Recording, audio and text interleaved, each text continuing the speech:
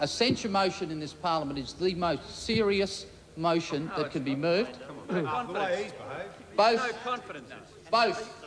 of those people most concerned with this will have a chance to speak, and I'm sure put interests that are represented by people in the gallery, give them that courtesy. Otherwise, the attendants will be asked to clear the galleries. The Honourable Leader of the Opposition. I might say in the 20 years that I've been in Parliament, that is the first time I've ever heard a speaker make that threat. The first time I've heard that threat be made. And you ought to be ashamed of yourself. You should be ashamed of yourself for orchestrating that. Order. Now, Leader of the Opposition, just calm down. Nothing has been orchestrated. I've heard your comment just there. It's not a threat. I am simply suggesting to those in the gallery, we want to hear, in this place, there is no threat. That is the standing orders of this parliament, which those in this place constantly remind me to uphold. The Leader of the Opposition on the censure motion. The Leader of the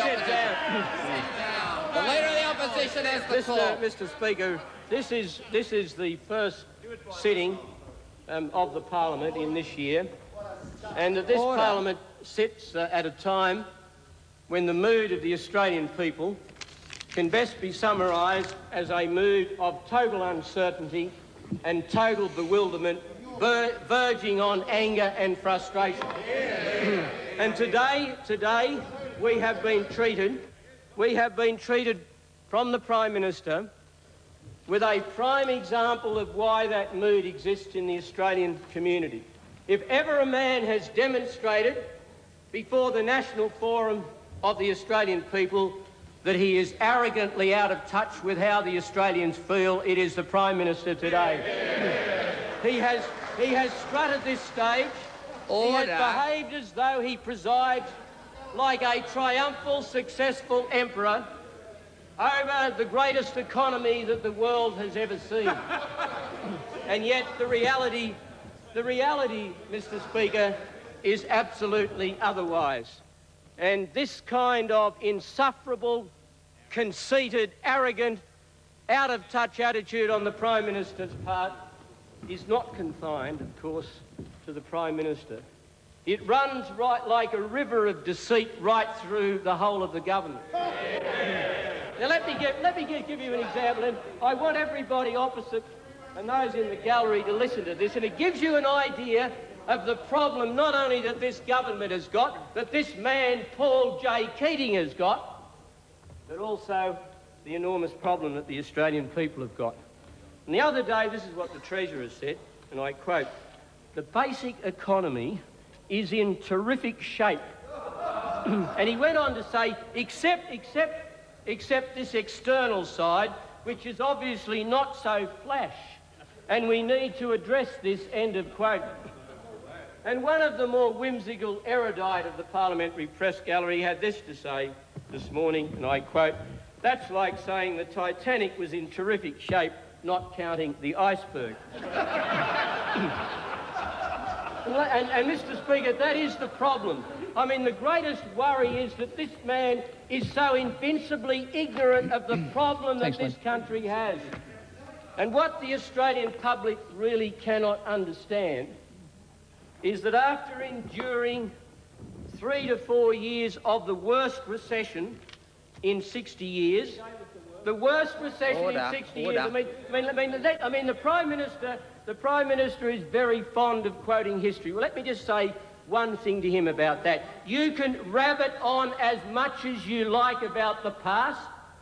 The more you talk about the past, the more you proclaim your embarrassment about the present and that you have nothing to say about the future.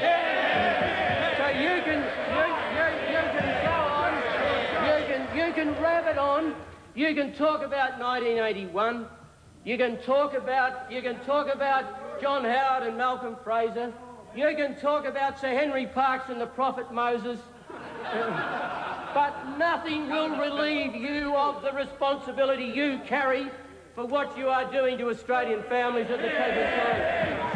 Now, let me just remind you, while we're talking history, and then we'll get to the future, which is what the Australian public want to hear from John Howard and Paul Keating about over the next 12 months. Just let's remind us, who gave us the worst recession in 60 years? Paul Keating. Who gave us the highest unemployment since the Great Depression? Paul Keating. Who gave us the highest current account deficit on record? Paul Keating.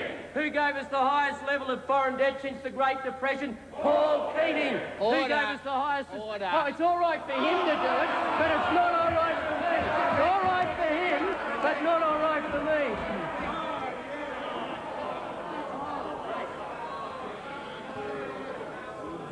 For those... Order.